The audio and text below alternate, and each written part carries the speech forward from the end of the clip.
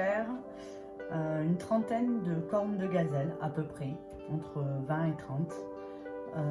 Allez, je commence par mettre ma farine.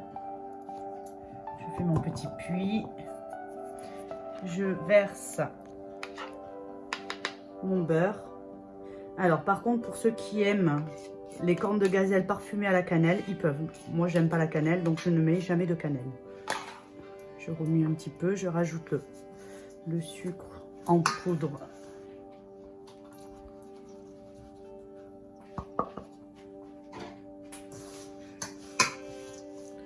Donc ensuite, je fais mon petit puits et je vais ramasser la pâte avec de la fleur d'oranger. Alors, moi, je n'ai pas de quantité spécifique. Vous voyez, je verse avec la bouteille.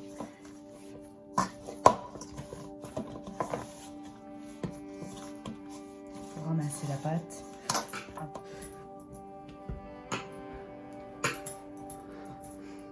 Voilà. Elle est un petit peu...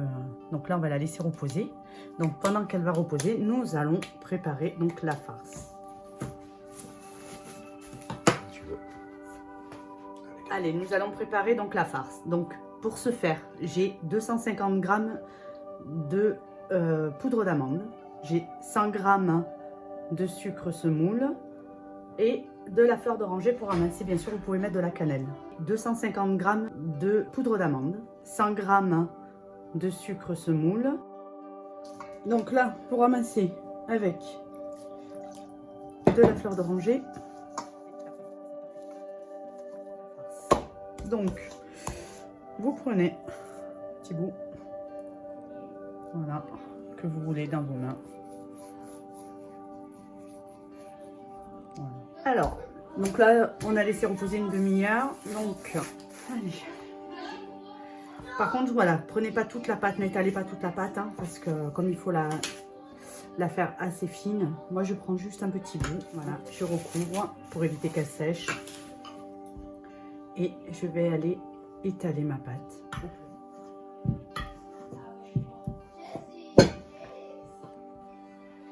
Mes cercles.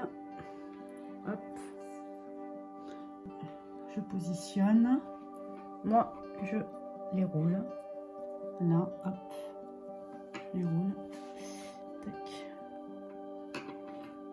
Et je les roule. Et donc là, moi, je pince.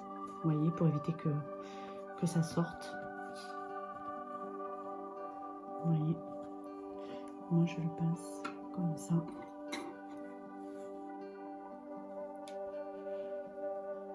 Voilà, comme ceci.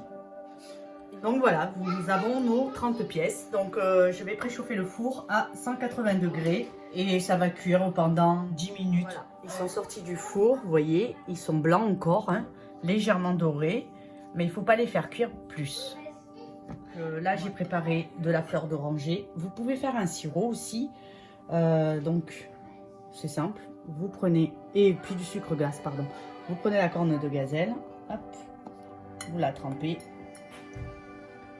Et vous la mettez dans le sucre glace. Et voilà, une fois que vous les avez trempés dans le sucre glace, voilà, pâtissez bien.